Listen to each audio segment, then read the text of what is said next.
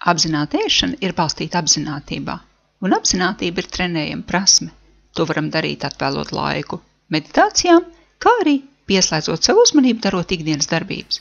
Piemēram, mazgājoties dušā, tā vietā, lai domātu par nekad nepadarāmo darbu sarakstu, atvēli dažus mirkļus, lai ievērotu siltā ūdens pieskārienu tavai ādai. Kā jūtas tava āda? Smaržas? Kādas tu sajūti smaržas? Kā smaržo ziepes? Kā smaržo šampūns? Ko tu dzirdi? Vai tavi mati ir slapji? Kā tu to sajūti? Vienkārši esi klāt un ievēro visas savas sajūtas. Tev radās priekšstats par ēzi. Tagad ir tava kārta mēģināt.